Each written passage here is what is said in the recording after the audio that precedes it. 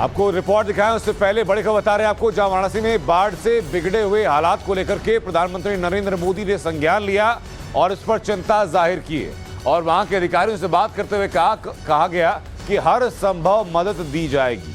वहां कमिश्नर को फोन किया पीएम मोदी ने और कमिश्नर ने पीएम को हर जानकारी मुहैया कराई है। खासतौर तौर पर दशाश्वमेध घाट के आसपास के जो इलाके जो कि गंगा के बढ़ते हुए जलस्तर के नीचे समाते जा रहे हैं, गलियां जहां अब नाव चलने लग गई हैं, लोग खौफजदा हैं। बनारस में भले ही बहुत बारिश ना हुई हो, लेकिन पहाड़ी इलाकों में जो बारिश हुई वहां से जो पानी बह करके आ रहा है उसी के चलते वहां पर यह स्थिति बनी हुई है।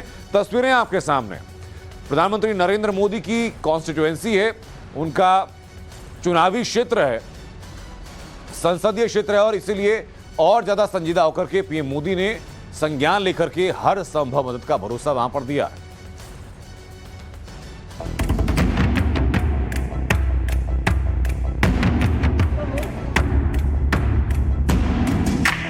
घाट डूबे, मंदिर डूबे, गलियों में तैर रही है नाव, काशी में गंगा का रौद्र अवतार। मां गंगा अपनी सीमाओं का विस्तार कर रही है, लेकिन उनका विस्तार काशी के लोगों के मन में भय पैदा कर रहा है। वाराणसी में गंगा नदी का पानी अब सीढ़ियों को पार करता हुआ शहर की गलियों की तरफ बढ़ने लगा। काशी की गलियों में अब नाव चलने लगी हैं। तस्वीरें काशी के 80 घाट इलाके की हैं, जहां अब नाव के सहारे गलियों से लोगों का आना जाना हो रहा है। लगभग 3 दिनों की खामोशी के बाद मां गंगा का एक बार फिर से रौद्र रूप देखने को मिल रहा है।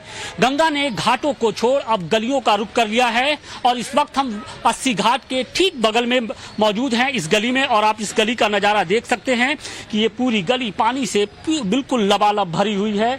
मतलब चारों तरफ आप देख सकते हैं कि पानी का पहरा लगा हुआ है और इन गलियों की जो तस्वीर है वो भी अब धीरे धीरे बदलती हुई दिख रही है। आसपास के जितने इलाके हैं, जितनी दुकानें हैं वो खाली हो चुकी हैं और अब इन गलियों में बाकायदे नावें चल रही हैं। जिंदगी लगभग ठहर सी चुकी है, क्योंकि ये घाट बनारस का सबसे अधिक सुर्खियों में रहने वाला घाट है।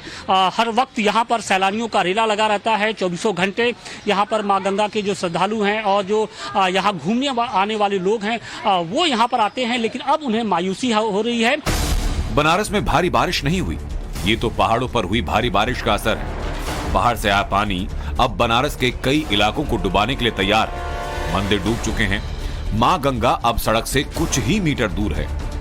वाराणसी में गंगा नदी अपने वास्तविक जगह से करीब 20 फुट ऊपर बह रही है।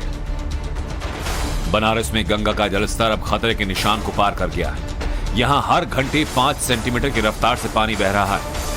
हर गुजरते पल के साथ बाढ़ का खतरा लगातार बढ़ता जा रहा है।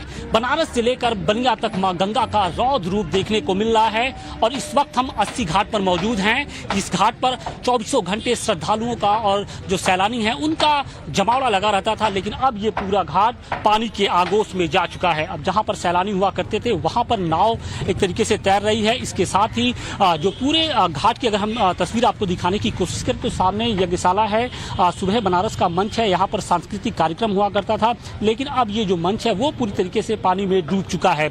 इसके अलावा जो छोटे बड़े जितने भी मंदिर हैं वो भी अब पानी में समाहित हो चुके हैं, लिहाजा जो लोगों की दिक्कतें हैं वो लगातार बढ़ती जा रही हैं। कितनी दिक्कतें हो रही है जब गलियों में ये पानी आ गया? देखिए, आवागमन की तो दिक्कतें हैं ही, जो आवागमन के साथ ही साथ मच्छर, कीट पतंगे और साथ साथ कभी कभी सांप भी निकल जाते हैं। तो बनारस में घाट किनारे रहने वालों को बहुत ही परेशानी का सामना करना पड़ता है।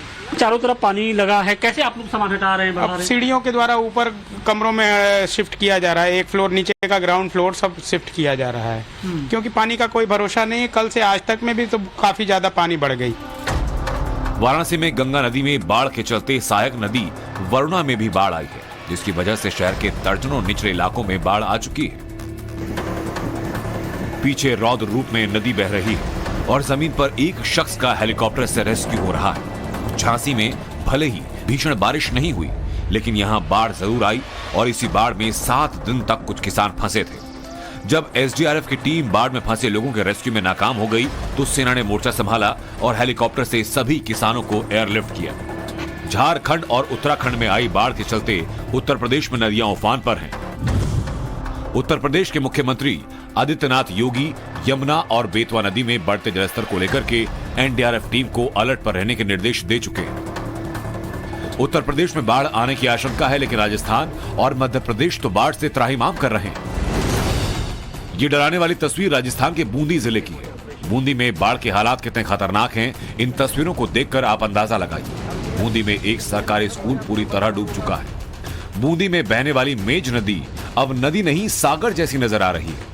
टाइम्स नाउ नवभारत संवाददाता भंवर पुष्पेंद्र रेस्क्यू बोट पर बैठकर इस इलाके तक पहुंचे और वहां से रिपोर्टिंग की।